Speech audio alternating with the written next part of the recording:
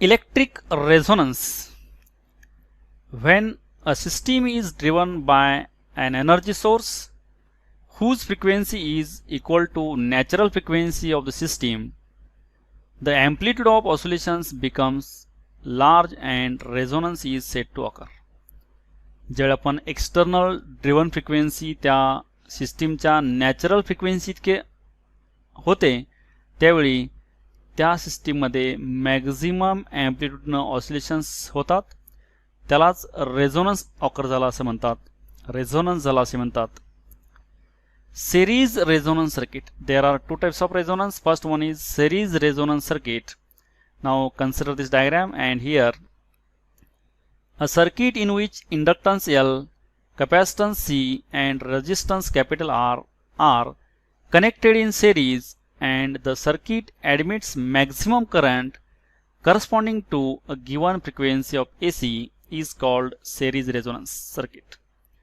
तर ह्या सर्किटमध्ये inductance L, capacitance C, resistance R हे सिरीजमध्ये कनेक्ट केले आहेत ह्या AC सोर्सला. आणखीन ह्यामध्ये AC सोर्सची फ्रिक्वेन्सी जी आहे ही फ्रिक्वेन्सी ज्यावेळी वाढत जाईल त्यावेळी ह्या सर्किटमधला करंट पण वाढत जाईल आणि एका पर्टिक्युलर फ्रिक्वेन्सीला हा करंट ज्यावेळी मॅक्झिमम होईल. आणखीन परत जर आपण हा फ्रिक्वेन्सी जर ही वाढवली तर करंट कमी होतो, तर एका पर्टिक्युलर फ्रिक्वेन्सीला हा करंट मॅक्झिमम असतो. ती फ्रिक्वेन्सी जी आहे त्याला आपण रेझोनन्स फ्रिक्वेन्सी म्हणतो. आणि ज्या फ्रिक्वेन्सीला करंट मॅक्झिमम ह्या सर्किटमधून फ्लो होतो ती जी कंडिशन आहे त्याला ही सेरीज रेझोनन्स कंडिशन म्हणायची. The impedance Z of an LCR circuit is given by. आता ह्यामध्ये असणारा इम्पिडन्स जे आहे, इम्पिडन्स म्हणजे इंडक्टन्स, कॅपॅसिटन्स, रेजिस्टन्स ह्या तिघांनी मिळून AC करंटला जे काही अपोजिशन केले ते अपोजिशन म्हणजेच इम्पिडन्स असतं. आणि ते इम्पिडन्स झेड जे आहे हा under root R² plus in bracket omega L minus 1/ओमेगा C ब्रॅकेट स्क्वेअर. हा झेड आहे impedance, that is opposition offered by these three components, that is inductance, capacitance, resistance for flow of AC current. AC करंटला तिघांनी मिळून जे काय opposition केले त्याला आपण इम्पिडन्स झेड म्हणतो.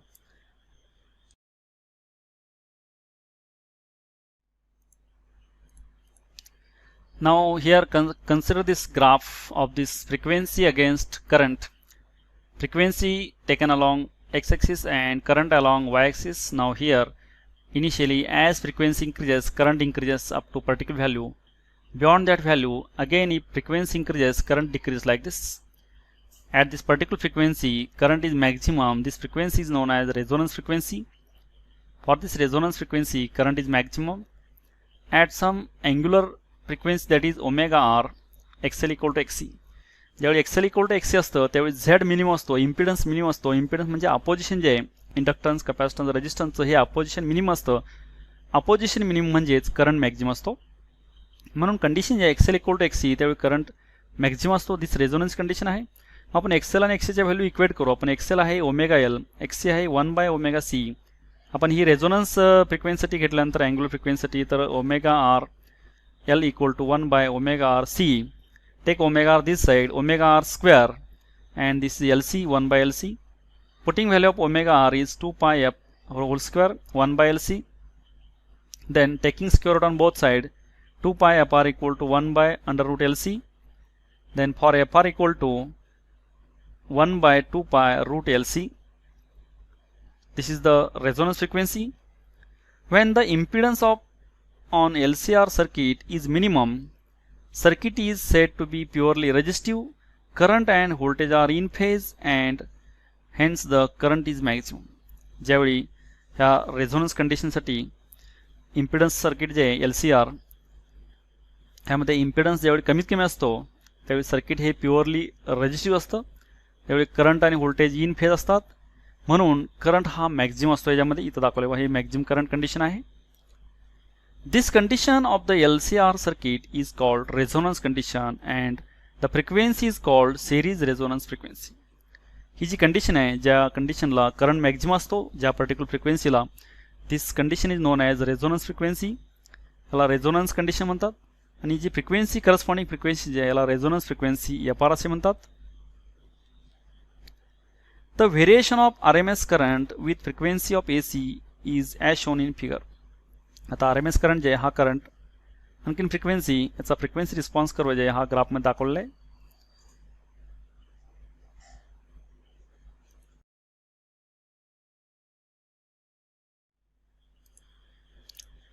Now characteristics of series resonance circuit. आता series resonance circuit आपण characteristics पाहायचे आहेत. त्यामध्ये फर्स्ट characteristics आहे resonance occur when XL equal to XC. ज्यावेळी इंडक्टिव्ह रिॲक्टन्स आणि कॅपॅसिटिव्ह रिॲक्टन्स दोन्ही सेम असतात त्यावेळी रेझोनन्स घडतो, रेझोनन्स ऑकर होतो. Resonance frequency FR equal to 1/2π√LC. तर रेझोनन्सची फ्रिक्वेन्सी जी आहे आपण ह्या फॉर्म्युलाने काढू शकतो. म्हणजे या पर्टिक्युलर फ्रिक्वेन्सीला करंट मॅक्झिमम असतो आणि इम्पिडन्स जे आहे इम्पिडन्स मिनिमम असतो. म्हणजेच काय XL इक्वल टू XC असतं. आणि this resonance frequency you can calculate using inductance and capacitance, putting value of inductance and capacitance here. Impedance is minimum and circuit is purely resistive. तर ह्या कंडिशनसाठी resonance कंडिशनमध्ये impedance minimum असतो आणि circuit हे purely resistive circuit असतं कारण current आणि voltage जे हे इन फेज असतात. Current has a maximum value. Impedance minimum असल्यामुळं करंट मॅक्झिमम असतो. इम्पिडन्स म्हणजे काय अपोजिशन, इंडक्टन्स, कॅपॅसिटन्स, रेजिस्टन्स तिघांनी मिळून जे AC करंटला अपोज केलेलं आहे ते इम्पिडन्स म्हणतो आपण.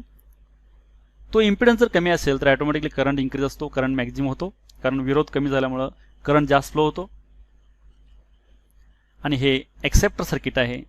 तर series resonance circuit is the acceptor circuit. These are the characteristics of series resonance circuit.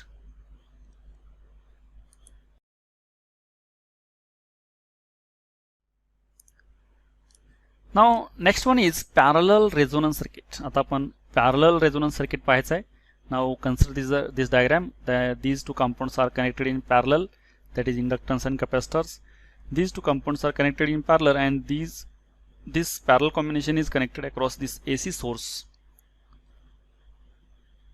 A parallel resonance circuit consists of a coil of inductance L and a condenser of capacity C joined in parallel to a source of alternating EMF as shown in figure. तर inductance आणि capacitor हे पॅरलमध्ये connect केलेले आहेत आणि हे combination AC सोर्सला connect केलेलं आहे. In case of an inductor the current lags behind the applied EMF by a phase angle of π/2. Then total current I in the circuit at this instant is. तर inductive सर्किटमध्ये current जे lagging असतो, voltage leading असतं by an angle π/2 that is 90 degree. तर यामधून जाणारा current जे आहे हा करंट आपण तिथं पाहायचा आहे. बा हे AC अप्लाय केल्यानंतर यातून जे करंट पास होईल हा I करंट इथं आल्यानंतर डिवाइड होईल. करंट डिवाइड झाल्यानंतर some current will flow through this inductance, remaining current flows through this capacitor. इंडक्टन्समधून गेलेला करंट आपण IL कन्सिडर केला, कॅपॅसिटरमधून गेलेला करंट आपण IC घेतला. तर टोटल दोन्ही करंट ॲड केल्यानंतर I येतो म्हणून I करंट जे आहे IC प्लस IL. आणखीन करंट फ्लोइंग थ्रू कंडक्टर जे आहे कॅपॅसिटर, हा कॅपॅसिटरचा करंट आपण युझिंग ओम्स लॉ जे आहे voltage divide by resistance, voltage phi divide by resistance is XL. इंडक्टन्सचा रेजिस्टन्स आपण XL म्हणतो. इंडक्टिव्ह रिॲक्टन्स व्होल्टेज जे आहे E आणि E म्हणजे इथं इन केस ऑफ इंडक्टन्ससाठी E0 sine of ω t minus π/2 येतं प्लस IL जे आहे इंडक्टन्समधला करंट IC कॅपॅसिटरमधला करंट जे आहे हा कॅपॅसिटरमधला करंट E0 इथं हा IC जे आहे इकडे घेतला आहे आपण, IL इथं घेतला आहे. हा इंडक्टन्समधून जाणारा करंट जे आहे E0 upon E upon XL आहे तो आणि E म्हणजेच काय E0 sine of ω t minus π/2. इंडक्टन्ससाठी असं असतं हे व्होल्टेजचं इक्वेशन. आणि कॅपॅसिटरमधून जाणारा करंट जे IC आपण इकडे लिहिलं आहे हे E upon XC, voltage divide by कॅपॅसिटरचा रेजिस्टन्स XC असतो, कॅपॅसिटिव्ह रिॲक्टन्स. आणि कॅपॅसिटरचं व्होल्टेज जे आहे E0 sine of ω t plus π/2 असतं. मग आपण हे E0 upon XL as it is sine ω t minus π/2 हे आपण मायनस कॉस ω t घेतलं. आणखी इथं साइन ω t प्लस π/2 हे कॉस ω t आहे. E0 अपॉन XL ह्यामध्ये E0 कॉस ω t कॉमन घेतल्यानंतर 1/XC मायनस 1/XL राहिलं. मग E0 cos ω t as it is. आता XL जे आहे हे ओमेगा येतं, XC जे 1 अपॉन ओमेगा सी येतं त्यामुळे इन्व्हर्ट केल्यानंतर रिव्हर्स मल्टिप्लाय केल्यानंतर ओमेगा सी येतं मायनस 1/ओमेगा एल आहे. This is total current I flowing through the circuit.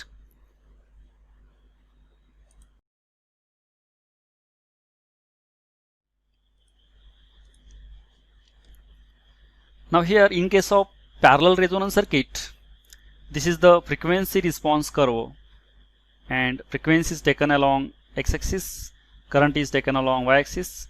Initially, as frequency increases, current decreases up to a particular value. Beyond that value, again if frequency increases, current increases. For this particular frequency, current is minimum, and this frequency is known as resonance frequency, and this resonance occurs only in case of this for parallel resonance circuit. Here xc minus 1 upon xl, omega c minus 1 upon omega l equal to 0. For this condition, this resonance occurs, that is impedance becomes maximum. In this parallel resonance circuit, impedance is maximum, current is minimum. Impedance म्हणजे opposition. Inductance, capacitance, रेजिस्टन्सचा opposition जास्त असल्यामुळं, विरोध जास्त असल्यामुळं current कमी जातो, आणि ही current कमी जाणे ही याची रेझोनन्सची कंडिशन आहे. आणि ही condition omega C minus 1 upon omega L ह्या कंडिशनला इक्वल टू 0ला येथे होत असते. मग हे रिअरेंज केल्यानंतर ही मायनस टर्म आपण राईट साईडला केल्यानंतर प्लस झालेलं इथं omega C equal to 1 upon omega L. Now here take omega this side, that is omega square equal to 1 upon L C. Taking square root on both sides, that is omega equal to 1 upon root LC. Now putting value of omega 2 pi fr, this is for resonance frequency fr. Take this 2 pi this side, then fr equal to 1 upon 2 pi under root LC, same as that of this series resonance circuit.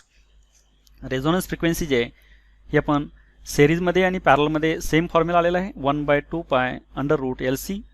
हा series resonance आणि parallel resonance साठी same formula आहे. Now where fr is called the resonance frequency, fr he resonance frequency आहे. Therefore at parallel resonance frequency fr I is minimum, that is the circuit allows minimum current to flow through it. तर यामध्ये fr जे resonance frequency साठी current minimum असतो, minimum current flow होतो circuit मधून.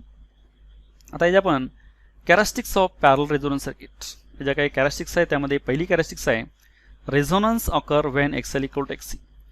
Inductive reactance आणि capacitive reactance जे दोन्ही इक्वल झाल्यानंतर हा रेझोनन्स ऑकर होत असतो, parallel resonance. Resonance frequency fr is equal to 1 upon 2 pi under root LC. तर रेझोनन्स फ्रिक्वेन्सी जे ज्यावेळी मिनिमम करंट फ्लो होतो, इम्पिडन्स मॅक्झिमम असतो, त्या कंडिशनसाठी रेझोनन्स फ्रिक्वेन्सी आपण ह्या फॉर्म्युलाने काढू शकतो, 1/2 pi under root LC. L म्हणजे इंडक्टन्स, सी म्हणजे कॅपॅसिटन्स, एल आणि सी याच्या व्हॅल्यू पुट करून आपण रेझोनन्स फ्रिक्वेन्सी कॅल्क्युलेट करू शकतो. इम्पिडन्स इज मॅक्झिमम, तर ह्या केसमध्ये इम्पिडन्स जे असतो मॅक्झिमम असतो, अपोजिशन मॅक्झिमम असतं, त्यामुळे करंट मिनिमम असतो. अपोजिशन मॅक्झिमम झाल्यामुळे करंट मिनिमम फ्लो होतो, विरोध जास्त होतो करंटला, त्यामुळे करंट कमी जातो, करंट कमीत कमी फ्लो होतो, मिनिमम करंट फ्लो होतो. आणि हा रिजेक्टर सर्किट आहे, तर resonance parallel resonance circuit is considered as a rejecter circuit, used as a rejecter circuit. These are the characteristics of parallel resonance circuit.